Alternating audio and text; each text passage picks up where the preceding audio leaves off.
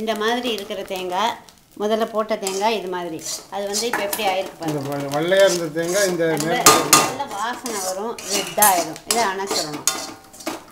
அது உங்களுக்கே தெரியும் பார்த்தாலே நல்ல சிவப்பாக இருக்கும். நல்ல சிவப்பாக இருக்கும். இதை அணைச்சிடணும். இதை ஆற வச்சுட்டு இதில் கொஞ்சோண்டு பெருங்காயம் இதில் போடுங்க. எதில் வேணால் போடலாம். பெருங்காயம், உப்பு இப்போ இதில் போட்டிருக்கேன் முன்னால் பண்ணால இந்த அதில் பெருங்காயம், உப்பு தேவையான அளவு, அப்புறம் ஒரு சின்ன பீஸு வெல்லம் எல்லாத்தையும் போட்டு ஆறின அப்புறம் முதல்ல அரைக்கும் போது இந்த பொடியை பருப்பை ரெண்டு எல்லாத்தையும் ஒன்றா சேர்த்து போட்டுறக்கூடாது. பருப்பை முதல்ல தேவையான அளவு குறைன்னு கோர்ஸாக அரைச்சின்ட்டு அதுக்கப்புறம் தேங்காயை போட்டு கடைசி தேங்காயும் போட்டு ஒரு சுற்றிட்டு அது அப்படியே எண்ணெய் பசையாக கசியும். ஏன்னா இந்த தேங்காய் எண்ணெய் மித்த வறுத்ததுனால.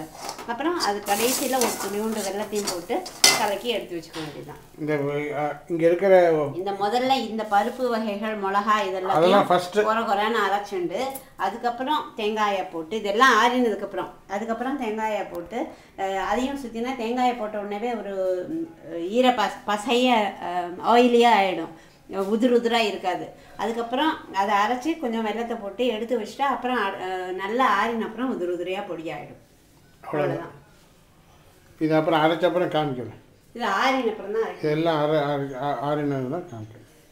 இது ஆறட்டும். இது ஆறி போச்சு. இது ஆறணும். we are waiting.